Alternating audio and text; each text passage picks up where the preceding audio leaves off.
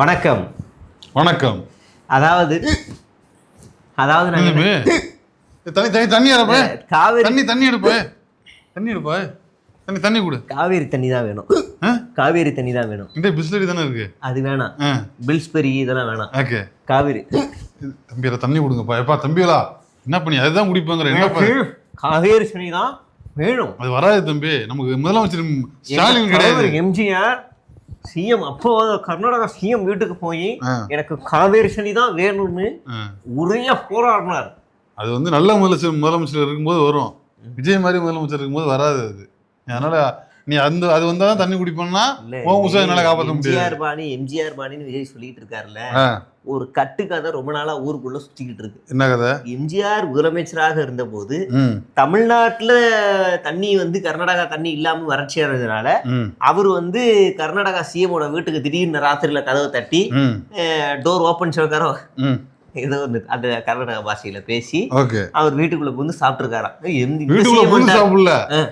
சாப்பிட போனவரை அப்படியே டபுள் மீனிங்கா போய் உட்காந்து அவரோட இதான் ஸ்கிரீன் பிளே, இதுதான் ஸ்கிரீன் பிளே அப்படின்னு நிற்கினாரா. எனக்கு காவேரி தண்ணி தான் வேணும், இந்த தண்ணி வேணாம் அப்படின்னு சொன்ன உடனே சிஎம்ஏ இந்த இடத்துல சாகும் தருவாய் விக்கிக்கிட்டு இருக்காரு இந்த நேரத்துல அப்படின்னு ஒரு கட்டுக்கதையை அவுத்து விட்டுக்கிட்டு ரொம்ப நாளா சுத்துறாங்க. அப்படி ஒரு சம்பவமே நடக்கல. இது வந்து கர்நாடகா இல்ல, தெலுங்கு என்டி ராமாராவ் வீட்டுல சாப்பிட்டுதான் சொல்லுவாங்க. ஆளாளுக்கு ஒரு கதை விடுவாங்க. ஆனா இது எதுவுமே உண்மை கிடையாது. ஏன்னா இப்ப அந்த ஃபார்முலா இங்க வரப்போகுது. விஜய் வந்து முதலமைச்சருக்கு இவரை போய் சந்திச்சாரு கர்நாடகாவில. அப்ப எல்லாரும் சாப்பிட்டாங்க. அப்ப விஜய்க்கு விக்கல் வந்துச்சு அப்படின்னாரு. உடனே அவர் வந்து தண்ணி கொடுத்தாரு, எனக்கு காவேரி தண்ணி தான். எம்ஜிஆர் பாணியில் விஜய் சொல்லுப்பா, எனக்கு காவேரி தண்ணி தான் வேணும் அப்படின்னு அவர் சொன்ன உடனே டக்குன்னு இங்க இருக்க மெயின் ஸ்ட்ரீம் எல்லாரும் எம்ஜிஆர் பாணியில் விஜய், எம்ஜிஆர் செய்யற அதே செயல், அடடா அடுத்த எம்ஜிஆர் உயிரோட இருக்காருன்னு கட்டுக்கதையை அழிச்சு விடுவாங்க. ஏன்னா அதுவே ஒரு கட்டுக்கதை. ஆமா, முன்னாடியே நம்ம அந்த நெரட்டிவ் உடச்சு விட்டுரும், எதையாவது செய்ய போறாங்க ஜாக்கிரதையா இருக்கு. ஆனா வந்து அவர் கூப்பிட்டது உண்மைதானே. அவர் வந்து விஜய் வந்து இப்போ கர்நாடகா போக போது உண்மை, அது உண்மை. DK சிவகுமார் நான் வரவேற்க போகிறேன், விஜய் வந்து வரதா சொல்லியிருக்கிறார், பேசிட்டு இருக்கிறேன். போயிட்டு ஒழுங்கா தண்ணிய கொடுத்துரு, இல்லைன்னா 18 வயசு படத்துக்கு கீழே இருக்க பையனை வச்சு துருப்பிட்டு திரும்ப அப்படின்னு ஏதாவது சொல்லு. அப்படிலாம் சொல்லக்கூடாது. அப்படி ஒரு சீன்ல பார்த்ததுனால எல்லாமே இப்படி சீனாவே இருக்குன்னு நான் சொல்றேன்.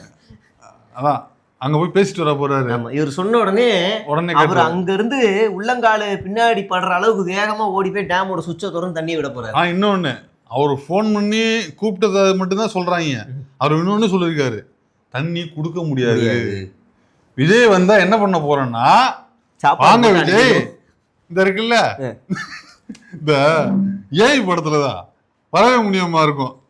வாசல்ல நம்ம யாரு வடிவேலா இல்ல பாவலட்சுமி தெரியல, வாசல்ல வந்து இது வைக்க வந்துருவோம்ல, ஏதாவதுன்னா அந்த ஏஜென்சி. ஆமா ஆமா, அந்த வாராந்திர வசூல்.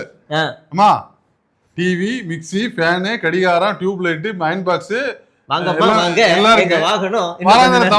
மாதத்தவணை வாரத்தவணை எல்லாமே ஒண்ணு. அப்படியா தம்பி, கொஞ்சம் உள்ள வரீங்களா, ரொம்ப நன்றிமா அப்படின்னு. இந்த இருக்குல்ல இதுக்கு பேர் தான் ஃபேனு ஓடுது, இந்த இருக்குல்ல இதுக்கு பேர் தான் அயன் பாக்ஸ், இந்த இருக்குல்ல இதுக்கு பேர் தான் அப்படின்னு சொல்லி ஃப்ரிட்ஜ் இருக்குல்ல, எங்க வீட்டுல எல்லாமே இருக்கு. ஏமா அதை வெளியில சொல்ல வேண்டியதானே? நம்ப மாட்டீங்களா? அந்த மாதிரிதான் இப்ப DK சிவகுமார் கூப்பிடுறாரு. கூப்பிட்டு, தம்பி இந்த இருக்கா இதுல தண்ணி இல்லையா, இந்த இருக்கா இதுல கொஞ்சமா இருக்கா, இதுல கொஞ்சமா இருக்கா, இந்த இருக்கா அதுல தண்ணியே இல்லையா, அதனால உனக்கு கொடுக்க முடியாது. இது அங்கே இருந்து சொல்லிருக்கலாமே, சொன்னா நீங்க நம்ப மாட்டீங்களே, ஒரு வாட்டி வந்து கேட்டுக்கிட்டே இருப்பீங்களே. கூப்பிட்டு வச்சு காமிச்சு அனுப்ப போறாப்ல. இதுதான் நடக்க போகுது. ஆமா, இதுல வந்து முதலமைச்சர் ஸ்டாலின் ஒரு அறிக்கை விட்டுருக்காரு. முன்னாள் முதலமைச்சர் தம்பி, எனக்கு மனசுல அதான் தம்பி பாசம் தான், ரொம்ப பாசம் தான், கரெக்ட் தான். என்ன சொல்றாப்புலன்னா, அறிக்கை விட்டுருக்காப்புல, இங்க ஆட்சி நடக்குதா, என்ன நடக்குது, மாநில உரிமைக்கு பேசும்போது இன்ஆக்டிவா இருக்கிறீங்க, எவ்வளவு சம்பவங்கள் நடக்குது, எதுக்குமே நீங்க வந்து ரியாக்ட் பண்ண மாட்டேங்கிறீங்க, இன்ஆக்டிவா இருக்கிறீங்க, இன்டிஃபரண்டா இருக்கிறீங்க. நீங்க வந்து திமுக தான் வந்து அனைத்து கட்சி கூட்டத்தையும் கூட்டம்னு எதிர்பார்க்குறீங்களா, நீங்க வேலையே செய்ய மாட்டீங்களா, அரசால் முடியாது என்ற சொல்லிவிடுங்கள், அதற்கும் நாங்கள் தயாராகவே இருக்கிறோம் அப்படின்னு. இந்த அறிக்கையை பார்த்த உடனே எனக்கு ஞாபகம் வருது, இவர் ஆட்சிக்கு வந்து 60 நாள் ஆயிடுச்சு. இப்போ வரைக்கும் ஒரு இலவச திட்டங்கள் எதுவும் இல்லை. இப்போ வரைக்கும் மாநில உரிமை பத்தி எதுவும் பேசல. இப்போ வரைக்கும் மாநிலத்துக்கு தேவையான நிதியும் போய் சண்டை போட்டு வாங்கல. இப்போ வரைக்கும் எதுவும் கண்டனம் மாதிரி மத்திய அரசாங்கத்தையும் பேசல. எதுவும் சொல்லிக்கிற மாதிரி பெரிய திட்டங்களும் அறிவிக்கல. ஆனாலும் என்ன இது நடக்குதுங்க ஆட்சியில? அதாவது பயிர்க்கடன் தள்ளுபடி சொன்னாங்க, அதை கேட்கல. சரியா? நேரம் தரோம் அப்படின்னு சொன்னாங்க, அது இன்னும் பஸ்ஸுக்கு தான் டைம் சொல்லியிருக்கிறாங்க, இன்னும் விவசாயிகளுக்கு நேரம் சொல்லல. இன்னொன்னு, இவங்க இப்ப மேட்டூர்ல வந்து ஜூன் 12ஆம் தேதி தண்ணி திறந்துருக்கணும். தண்ணி திறந்து விடல, இன்ன வரைக்கும் திறந்து விடல. 1.5 மாசம் கிட்டத்தட்ட 1.25 மாசம் ஆகும் போகுது. இந்த வகையில 2500 கோடி ரூபாய் நஷ்டம். தண்ணி விவசாயிகள் பயிரிடாத வகையில அரசுக்கு 2500 கோடி ரூபாய் நஷ்டம். 14 லட்சம் விவசாயிகளின் வாழ்வாதாரம் பாதிக்கப்பட்டிருக்கு. இவங்களுக்கு என்ன பண்ண போறீங்க? இப்போ மீன்பிடி தொழிலில் வந்து மீன்பிடி பிடிக்க முடியாத காலத்தில் காசு கொடுக்குறாங்க. அது மாதிரி விவசாயிகளுக்கு நீங்க தண்ணி திறந்து விடல, இப்போ அவங்க வாழ்வாதாரத்தை என்ன பண்ணுவாங்க? ஒரு ஹோல் இருக்கும் தெரியுமா, தண்ணி வர்றது, அந்த பக்கம் அடைச்சிருப்பாங்கல்ல, அதுக்குள்ள நடுவுல இருட்டுல போய் உட்காந்துக்கிட்டு இப்படி டார்ச் லைட் இப்படி அரிக்கன் விளக்க வச்சுட்டு போராட்டம் நடத்த போறாரு விஜயன்னு. இல்ல இதுக்கு இழப்பு கேட்குறாங்க. 1-2 மாசம் வேலை நடக்கல, இப்போ அவங்களுக்கு யார் சோறு போடுவா? அதுக்கு ஒரு நிவாரணம் கொடுங்க. ஏற்கனவே பயிர்க்கடன் நிவாரணம் தள்ளுபடி சொன்னீங்க, அதையும் செய்யல. இப்படி எதையுமே செய்யாம இருக்கிறீங்க, என்ன நினைச்சுக்கிட்டு இருக்கீங்க நீங்க அப்படின்னு தாவே கரசை பார்த்து கடுமையா சாடி. விஜய் கண்டிப்பா இதுக்கு வாய் திறக்க மாட்டாரு. விஜய்க்கு அல்லு சில்லா இருக்கிற சில பேர் கீழே இருக்கவங்க யாராவது வாய் திறந்திருப்பாங்க. ஆமா, அது யாராவது திறந்திருக்காங்க. அமைச்சர்கள் திறந்திருக்க வாய்ப்பு இல்ல, வேற யாராவது திறந்திருப்பாங்க. ஐடி விங்ல இருந்து திறந்திருக்காங்க. அதான பார்த்தேன், ஐடி விங்ல இருந்து. ஐடி விங்குக்கு கண்டன அறிக்கை வெளியிறது எல்லாம் ஐடி விங்கா? ஆமா, அது என்னன்னா, நீங்க போன ஆட்சியில நீங்க வந்து ஆக்டிவா இருந்தா இந்த ஆட்சியில நாங்க ஏன் இன்ஆக்டிவா இருக்க போறோம்? போன ஆட்சியில நீங்க ஒழுங்கா இருந்திருந்தா இந்த ஆட்சியில நாங்க எதுக்கு இன்டிஃபரண்டா இருக்க போறோம்? மக்கள் உங்களை தான் ஒதுக்கி வச்சிருக்கிறாங்களா, உங்களுக்கு பிடிக்கலன்னு. நீங்க வந்து இன்னமும் நீங்க வந்து என்ன அப்படியே போன ஆட்சியில அப்படி இருக்காங்கன்னா அப்ப நீயும் அப்படிதான் இருப்பிய. போன ஆட்சியில ஏதாவது இது பீஸா மாதிரி ஏதாவது சாப்பிட்டாங்கன்னா அதையும் நீங்க சாப்பிடுவியா? இது என்ன இது? நான் தான் தூய சக்தி, நான் எல்லாத்தையும் கிழிச்சிருவேன், மாத்திடுவேன், நட்டமா நிப்பாட்டிடுவேன், கோபுரத்தை கட்டிடுவேன், கோயில் விளக்கேத்திடுவேன்லாம் வந்தீங்க. என்ன அது கொடுமை? அதான் நீங்க வந்து மக்கள் ஒதுக்கி வச்சுட்டாங்க. போன ஆட்சியில நீங்க இன்னும் முதலமைச்சர் நினைச்சிட்டு இருக்கீங்களா? நீங்க உங்களதான் ஓரமா உட்கார வச்சுட்டாங்களா? இன்னும் முதலமைச்சர் நினைப்பு. நீங்க இங்க முதலமைச்சரா இருக்கிறவர் முதலமைச்சராவே நினைக்கலையே, பிரச்சனை. அப்ப அவங்கவுங்க முதலமைச்சர் நினைச்சுக்க வேண்டியதான். இந்த கோபம் மட்டும் வருது. ஆனா கேட்ட கேள்விக்கு பதில் இல்ல. அவர் ஒரு கேள்வி கேட்டிருக்காருல, ஏன் தண்ணி திறந்து விடல, என்ன ஸ்டெப் எடுக்க போறீங்க, இப்ப இது வரைக்கும் தண்ணி திறந்து விடாததுக்கு இந்த விவசாயிகளுக்கு என்ன பதில் சொல்ல போறீங்க? அதுக்கு பதில காணும். இப்ப இவங்க சொல்லிக்கிட்டே இருக்காங்கல்ல, கடந்த காலங்களில் காவிரிக்காக தமிழ்நாடு அரசு முதலமைச்சர்களாக இருந்தவர்கள் எப்பேற்பட்ட போராட்டங்களை நடத்தியிருக்கார்கள் அப்படிங்கிறத நம்ம பாயிண்ட் வரையா சொல்லிடுவோம். இல்லைன்னா நீங்க வந்து என்ன பண்ணீங்கன்னு வரலாறு தெரியாது தற்குறிங்க. இன்ஸ்டா கார்டு, முக்கியமா இந்த இன்ஸ்டா கார்டு, அந்த ஒரு கார்டு வருதுன்னா அதுக்கு அடுத்து தொடர்ச்சி செய்தியை கூட படிக்கிறது இல்லை. அதுல மேலோட்டமா மேய்ஞ்சிட்டு போயிட்டு ஆன்னு கத்துறது. அதுல இருந்து நம்ம வந்து வரலாறு சொல்ல வேண்டியிருக்கு. காவிரி நடுவர் மன்றம் அமைப்பு 1990 1989 திமுக ஆட்சி அமைந்தது. காவேரி பிரச்சனையை சட்டப்பூர்வமாக தீர்வு காண மத்திய அரசை வலியுறுத்தினர். அதன் பயனாக 1990 ஜூன் 2ஆம் தேதி காவேரி நடுவர் மன்றம், காவேரி வாட்டர் டிஸ்பியூட்ஸ் ட்ரிபுனல் அமைக்கப்பட்டது. இடைக்கால தீர்ப்பும் வருது. அது என்னன்னா, நடுவர் மன்றம் மூலமா 1991 ஜூன் 2025 அன்று தமிழகத்திற்கு ஆண்டுதோறும் முக்கியமான பாயிண்ட் 205.6 டிஎம்சி தண்ணீரை கர்நாடகா வழங்க வேண்டும் என்று இடைக்கால உத்தரவை பெற்று தந்தவர் கலைஞர் கருணாநிதி. அடுத்து மத்திய அரசு இதழ் வெளியீடு 1991 இந்த இடைக்கால தீர்ப்பை கர்நாடக அரசு ஏற்க மறுத்த போது பிரதமர் VP சிங் மற்றும் VN சிங் அரசுகளுக்கு அரசியல் அழுத்தம் கொடுத்து இடைக்கால தீர்ப்பை மத்திய அரசு இதழ் சென்ட்ரல் கெசட்ல வெளியிட செய்தார். அடுத்து இறுதி தீர்ப்பு 2007 பிப்ரவரி 5 அன்று, அப்போது முதலமைச்சராக கலைஞர் தான் இருந்தாரு, காவிரி நடுவர் மன்றம் தனது வரலாற்று சிறப்புமிக்க இறுதி தீர்ப்பை வழங்கியது. அதில் தமிழகத்திற்கு 192 டிஎம்சி தண்ணீர் ஒதுக்கீடு செய்யப்பட்டது. இப்ப அதான் விட மாட்டாங்க தாவே காட்சியில. போன வருஷம் வந்த தண்ணியா இந்த வருஷம் வரல, நீ வந்து நீங்க எல்லாம் நல்லா இருந்தீங்கன்னா நாங்க டிஃபரெண்டா இருக்கும்லாம் சொன்னல வேணா, போன வருஷம் வந்த தண்ணியா இந்த வருஷம் வரல, அதான் சொல்லு. உன் கூட்டணி கட்சி தானே, உனக்கு உண்மையிலே ரோசமான சொல்றா, காங்கிரஸ் இங்க வா, மாணிக்க தாகூர் இங்க வாங்க, நீ உனக்கு அமைச்சர் வேணும்னா போய் தண்ணியை கொண்டு வா போ அப்படின்னு நீ ராகுல் காந்திட்ட போய் பேசி அங்க இருக்க இவர்கிட்ட சொல்லி அனுப்பிச்சு விடலாம். இது ஒரு ஸ்டேட்டோட பிரச்சனை தான். இதுல மத்திய அரசாங்கம் அழுத்தம் தான் கொடுக்க முடியும். அந்த ஸ்டேட் நினைச்சா வெளியிடலாம். அதாவது ஆனா ஊனானா மானே தேனே புன்மானே போட்டு கடிதம் எழுதிக்கிட்டே இருக்காருங்கன்னா அப்படின்னாப்ல, இப்ப வந்ததுல இருந்து இவரும் கடிதம் மட்டும்தான் எழுதிட்டு இருக்கிறாப்ல. ஆமா, அதுக்கு கடிதம், இதுக்கு கடிதம் அப்படின்னு கடிதம் மட்டும்தான் போகுது. ஆமா. இன்னொருத்தர் நம்ம எப்படி சொல்லியிருக்காப்ல, அன்புமணி பிஜேபியும் அவர் மாதிரியே பேசுறேன், நான் வாய்ஸ் எடுத்துக்கிறேன். பிஜேபியும் காங்கிரஸும் இந்த விஷயத்துல நம்மள்ட்ட விளையாடுது. பிஜேபியும் காங்கிரஸும் இந்த விஷயத்துல மட்டும் விளையாடிக்கிட்டு ஒரே மாதிரிதான் இருக்கிறாங்க அவங்க அப்படிங்கிற மாதிரி சாடி இருக்காங்க.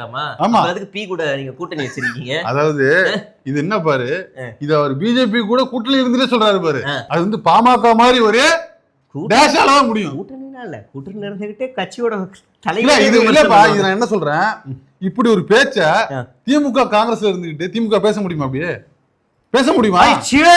கூட்டணியில இருந்து கூட்டணி கட்சியோட பேச முடியாது. அப்புறம் என்ன மாணவருக்கு கூட்டணியில இருக்கீங்கன்னு திமுக பார்த்து கேட்பாங்கல்ல, என்ன மாணவருக்கு இருக்கீங்கன்னு கேட்பாங்கல்ல, என்ன மழை புடிங்கீங்கன்னு கேட்பாங்கல்ல. இது இது வந்து பாமகவுக்கு கேட்க மாட்டாங்க. இருந்துகிட்டே கட்சி தலைவரே திட்டுறாங்க. ஏடிஎம்கே எவனும் கேட்க மாட்டான், திமுக மட்டும் தான் கேட்பான். இப்ப ஏடிஎம்கே பிஜேபி தானே கூட்டணி. இப்ப ஏடிஎம்கே வந்து பிஜேபி கிட்ட சொல்லி காங்கிரஸ் தனியாக கொடுக்கலாம்ல. ஏடிஎம்கே விவசாயிகள் இங்க தானே விவசாயம் பண்றாங்க. இதெல்லாம் எவனுமே பாமகவுல இருக்க பாதி பேர் பாட்டாளிகள் விவசாயம் தானே பண்றாங்க. ஆமா, இல்ல இதெல்லாம் எவனுமே கேட்க மாட்டான். திமுக மட்டும் வந்துச்சுன்னா வடிஞ்சு அப்படியே வலிச்சுக்கிட்டு வந்துருவாங்க கிளம்பி. சரி, இப்ப முத்துவேல் கருணாநிதி ஸ்டாலின் என்ன செஞ்சாரு இந்த காவிரி விவகாரத்துக்கு? அதையும் செய்யல, இல்லீங்களா சும்மா இருந்தீங்கன்றாங்கல்ல. மேகதாது அணை எதிர்ப்பு தீர்மானம். கர்நாடக அரசு காவிரியின் குறுக்கே மேகதாதுவில் புதிய அணை கட்ட எடுக்கும் முயற்சிகளுக்கு எதிராக தமிழக சட்டமன்றத்தில் ஒருமனதாக பலமுறை தீர்மானங்களை நிறைவேற்றி மத்திய அரசு அதற்கு அனுமதி தரக்கூடாது என்பதில் உறுதியாக நின்றுள்ளது. அடுத்து உச்சநீதிமன்றத்தில் வழக்குகள் 2023-24 கர்நாடகாவில் மழை பொழிவு குறைந்து அல்லது குறவை சம்பா சாகுபடி காலங்களில் தண்ணீரை தர கர்நாடகா மறுத்தபோது உடனடியாக காவிரி மேலாண்மை ஆணையம் CWMA மற்றும் உச்சநீதிமன்றத்தை அணுகி உத்தரவுகளை பெற்று தந்தவர் மு.க. ஸ்டாலின்.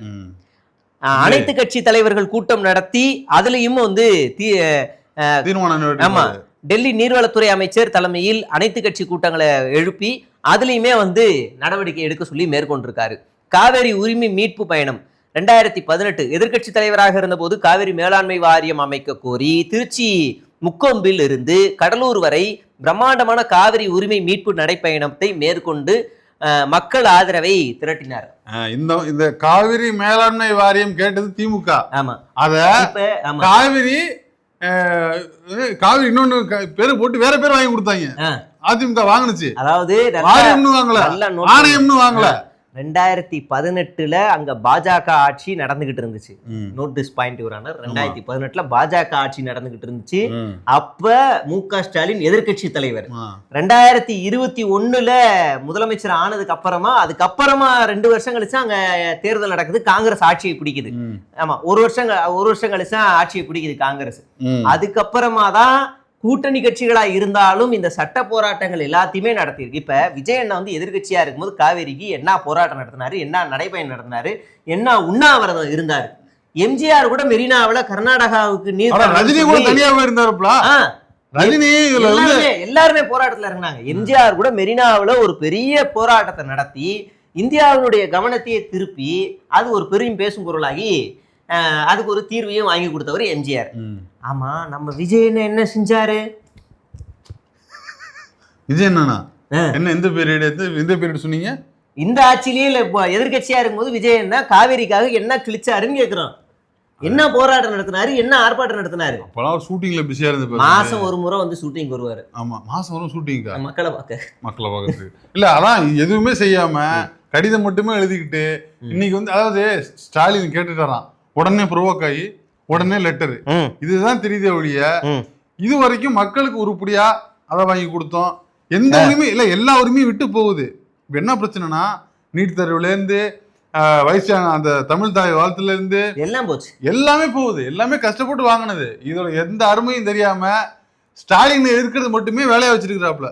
எந்த வேலையும் கிடையாது. டெல்லியை இருக்கிறது கிடையாது, அடுத்த மாநிலங்களை இருக்கிறது கிடையாது, எதையும் செய்யறது கிடையாது. வலிக்கும்ல டெல்லிக்கு எதிர்த்தா வலிக்க கூடாதுல்ல நம்ம பண்ணா. இல்ல இப்ப இவரு சொன்னா அப்படி இல்ல, யாரு நம்ம ஆளுநர் சாணவால் சொன்ன மாதிரி தேர்தல் ஆணையத்தால் நியமிக்கப்பட்ட தலைமைச் செயலாளர் தான் இன்னமும் வச்சிருக்கிறாப்ல. அதாவது எல்லாரையும் மாத்துறாரு, எல்லா டிஜிபியும் மாத்துறாரு, கலெக்டரை மாத்துறாரு, செக்ரட்டரி மாத்துறாப்ல. எல்லாம் மாத்துறாருப்பா. ஆனா முதலமைச்சருக்கான செக்ரட்டரி வந்து தேர்தல் ஆணையம் போட்டது, அது மட்டும் அது மாத்தவே இல்லை. அது பிஜேபி ஒழிக்கும்ல, பசிக்கும்ல, என்ன அப்படி பேசுறீங்க? அதனால வந்து இந்த முடிவுகள்லாம் யார் எடுக்கிறாங்க? பிஜேபி. எல்லாத்தையும் மாத்த துணிஞ்ச நீங்க இந்த செக்ரட்டரி மட்டும் எதுக்கு மாத்தாம இருக்கிறீங்க அப்படின்னு ஒரு கேள்வி வருது. எல்லாத்தையும் மாத்துறீங்கல்ல, அதுக்கு பதிலும் இருக்கு. என்னது? ஸோ இப்படிதான் போயிட்டு இருக்குது. இது வந்து ஈகோ பிரச்சனை கிடையாது. விஜய்க்கு நம்ம சொல்றது வந்து இது வந்து நீங்களா பிரச்சனை, ஆமா நீயான பிரச்சனை கிடையாது. இதுல வந்து டிஎம்கேவா டிவிகேவாலாம் கிடையாது. இது தமிழ்நாட்டு உரிமை பிரச்சனை. இதுல கொண்டாந்து உங்க பர்சனல் ஈகோ வச்சுக்கிட்டு சார் நான் வந்து கீழே தான் இருப்பேன் மேலே தான் இருப்பேன் சிஎம் அங்கிள் அப்பெல்லாம் டிகே சிவகுமார்ட்ட சொல்ல முடியாது சார். உங்களை கொத்து புரோட்டா போட்டுருவாங்க சார் தமிழ்நாட்டு மக்கள். இல்ல இப்ப ஸ்டாலினுக்கு தான் குளத்தூர்ல தான் ஒரு கொத்து புரோட்டா போட்டீங்க, அது மாதிரி கர்நாடகாவுக்கு ஒரு கொத்து புரோட்டா போடுங்க இல்லையா? போடுங்க. ஆளுநருக்கு ஒரு ஆளு புரோட்டா போடுங்க. நீங்க வந்து ஆந்திராவில போய் கொண்டாரட்டி கோட்டையிலே போய் அவங்க அப்பாவை கூட்டு வந்தீங்களே, அந்த மாதிரி செய்ய மாட்டீங்களா? எங்களுக்கு நம்பிக்கை இருக்கு சார். மலேசியாவில போய் கோட்சாவே தூக்கி போட்டு வந்த நீங்க ஆஃப்டர் ஆல் கர்நாடகா போயிட்டு வர மாட்டீங்களா?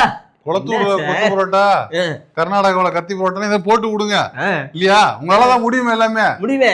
அப்படி கூடத்துல பண்ணிடுவீங்களே. அதனால தமிழக மக்கள் வந்து உங்களோட அந்த ஹீரோயிசத்தை பார்க்க காத்துக்கிட்டு இருக்கோம்.